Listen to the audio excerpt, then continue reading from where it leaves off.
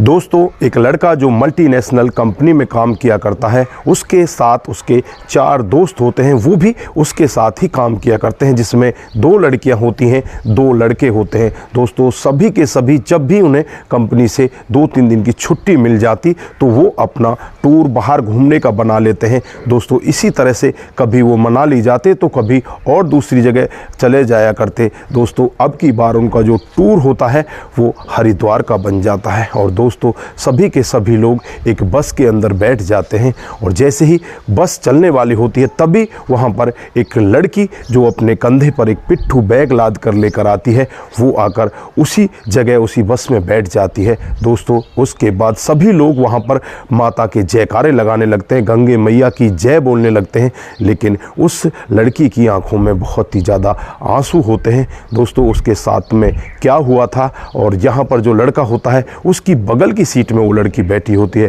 वो लड़का उससे बार बार पूछने का यत्न करता है, लेकिन बार बार पूछने के बाद भी वो बताती नहीं। लेकिन जब उसकी सच्चाई उन सभी लोगों के सामने आती है तो हर कोई व्यक्ति उस सच्चाई को सुनकर एक बार अपने आप अफसोस करने लगता है कि भगवान ने इसके साथ में ऐसा क्यों किया। आइए दोस्तों, जानते हैं पूरा मामला क्या था। नमस्कार, जय हिंद। आप देख रहे हैं APH न्यूज़ राहुल रावत के साथ। तो दोस्तों, आज की जो हकीकत की घटना आपको बताने जा रहा हूं, ये राजधानी दिल्ली की हकीकत की घटना है। यहाँ पर एक लड़का जिसका नाम अमन होता है और बाकी उसके 4 दोस्त और होते हैं, जिसमें 2 लड़की होती हैं, 2 लड़के होते हैं। दोस्तों, वो हरिद्वार का टूर बना देते हैं और रात को 8 बजे दिल्ली से बस में बैठ जाते हैं। दोस्तों, जैसे ही उनका सफ़र आगे की तरफ बढ़ने लगता है तभी वहाँ पर एक और लड़की आ जाती है, जिसके कंधे पर एक पिट्ठू बैग टंगा होता है। उस पिट्ठू बैग को लेकर वो बस के अंदर प्रवेश कर जाती है। बस ज़्यादातर भरी होती है, लास्ट की एक सीट खाली थी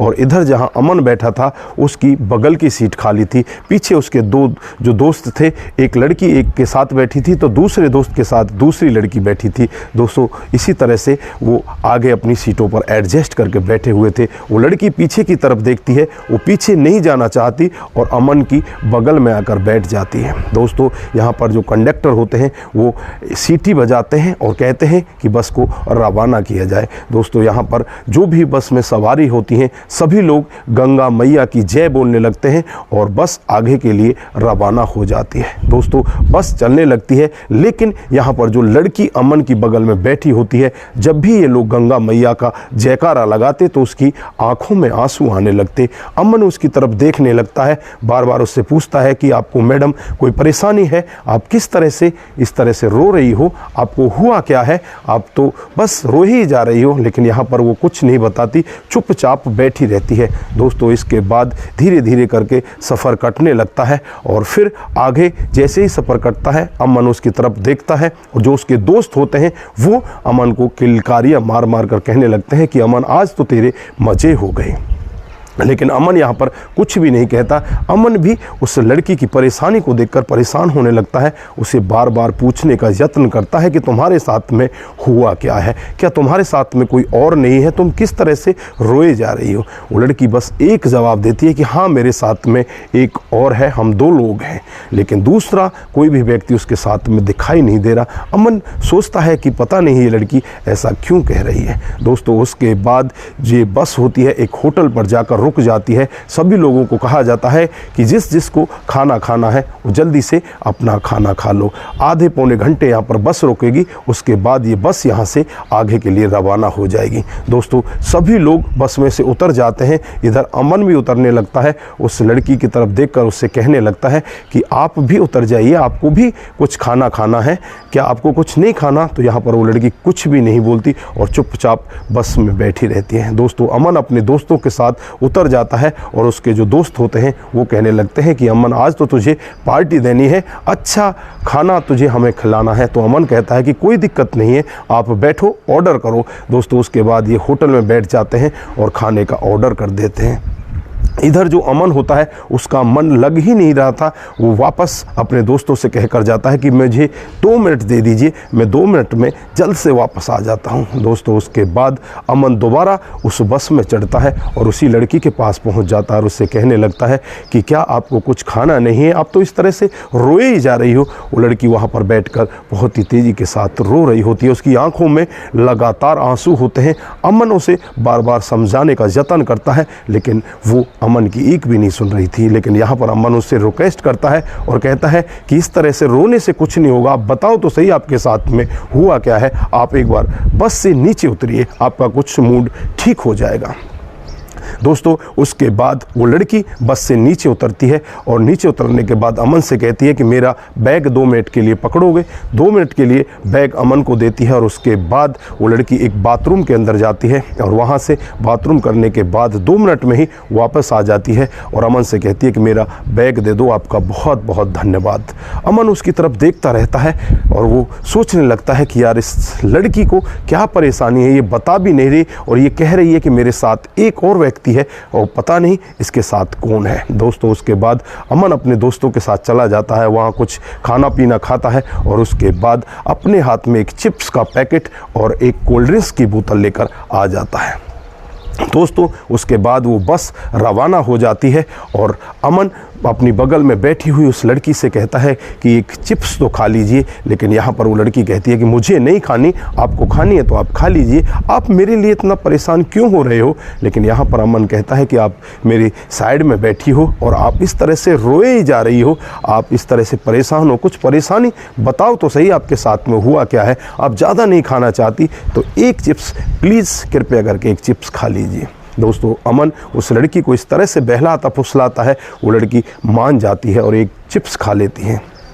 दोस्तों धीरे धीरे करके अमन उसे एक एक चिप्स देकर उस आधी पैकेट को उसे खिला देता है और उसमें से कोल्ड ड्रिंक उसे पिला देता है। अब उस लड़की को भी थोड़ा सा अच्छा लगने लगता है। उसके बाद अमन उस लड़की से पूछता है कि तुम्हारे साथ में हुआ क्या है, तुम्हारे आंसू रुकने का नाम क्यों नहीं ले रहे, तुम बताओ तो सही। फिर वो लड़की अपनी पूरी अपबीती बताती है, अपनी हकीकत बताती है, जिसे सुनकर अमन भी वहाँ पर रोने लग जाता है। तो दरअसल में उस लड़की का नाम प्रिया होता है और आज से 1.5 महीने पहले ही उसकी शादी होती है। शादी होने के 15 दिन बाद ही ब्रेन हेमरेज की वजह से उसके पति का देहांत हो जाता है। दोस्तों तब ये प्रिया अपने गांव अपने मायके में होती है और फिर प्रिया अपनी ससुराल में पहुंचती है तो इसके अंतिम दर्शन भी प्रिया को नहीं कराए जाते। जो ससुराल पक्ष होता है वो प्रिया से कहता है कि तू तो बहुत बड़ी कलंकनी है, तूने तो हमारे बेटे को आकर ही खा लिया। जो उसकी सास होती है, उसकी देवरानी जिठानी होती हैं,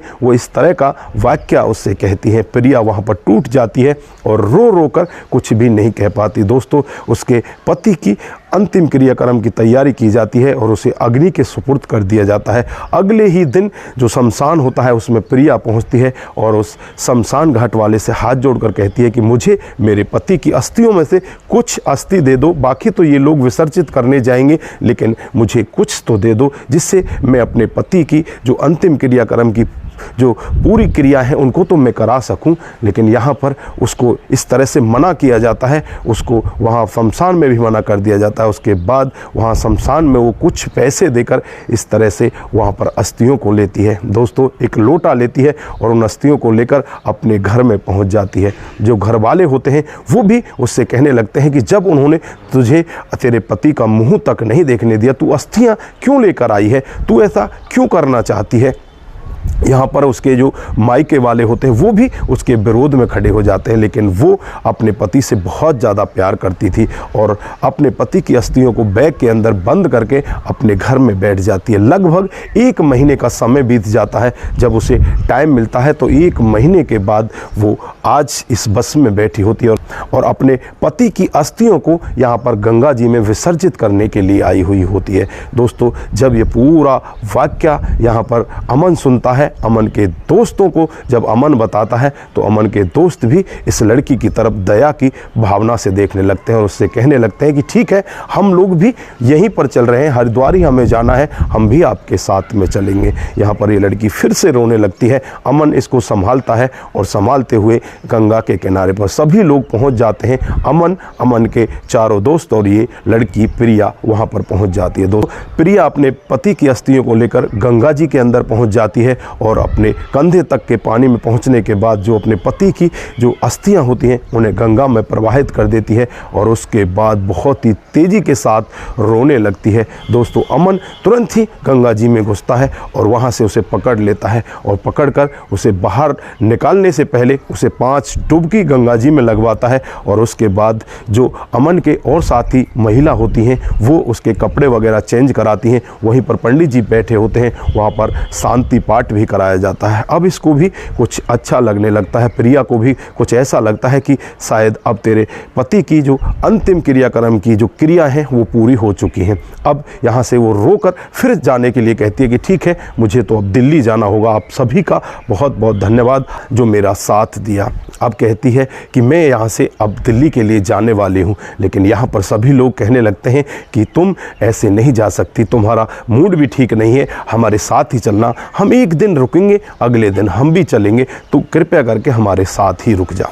यहाँ पर प्रिया कहने लगती है कि तुम लोग डिस्टर्ब हो जाओगे, मैं तुम्हारे साथ कैसे रुक सकती हूँ। लेकिन सभी लोग उससे विनती करते हैं, उससे कहते हैं कि तुम रुक जाओ, तुम्हारा मूड अच्छा हो जाएगा। दोस्तों, उसके बाद वो सभी लोग रुक जाते हैं। पहले दिन तो हरिद्वार में रुकते हैं, दूसरे दिन ऋषिकेश पहुँच जाते हैं और दूसरे दिन ही वहाँ से वापसी दिल्ली के लिए बस पकड़ लेते हैं और उस बस में बैठकर दिल्ली पहुँच जाते हैं। आपस में एक दूसरे का नंबर ले लिया जाता है। जो प्रिया होती है वो भी एक कंपनी में काम किया करती है। दोस्तों, कुछ दिन के बाद ही प्रिया उस कंपनी को छोड़ देती है और इन दोस्तों के साथ वो इनकी ही कंपनी में लग जाती है। दोस्तों, आपस में इन लोगों की काफ़ी सारी बातचीत चलती रहती है और आपस में एक दूसरे का ये बहुत ज़्यादा सहयोग करते हैं। धीरे धीरे करके 6 से 7 महीने का समय गुजर जाता है और इन 6-7 महीनों में अमन और प्रिया एक दूसरे के करीब आ जाते हैं। एक दूसरे के साथ बहुत अच्छी गहरी इनकी दोस्ती हो जाती है, एक दूसरे की ज़रूरतों की पूर्ति करने लगते हैं।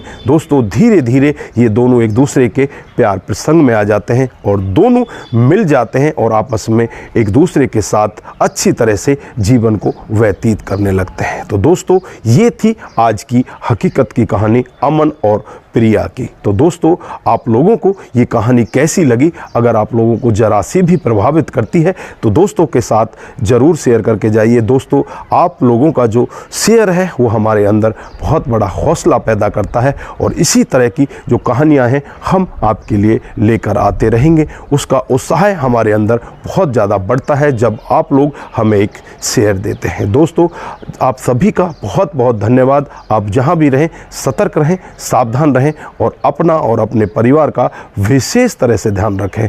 आप सभी देशवासियों को होली और धुलेंडी की हार्दिक शुभकामनाएं। दोस्तों, ये रंगों का त्योहार आपके जीवन में बहुत सारी खुशियां लेकर आए और आप दिन दूनी रात चौगुनी तरक्की करें और आपका समय हमेशा अच्छे से कटता रहे। दोस्तों, अपना ख्याल जरूर रखें। नमस्कार, जय हिंद, जय भारत।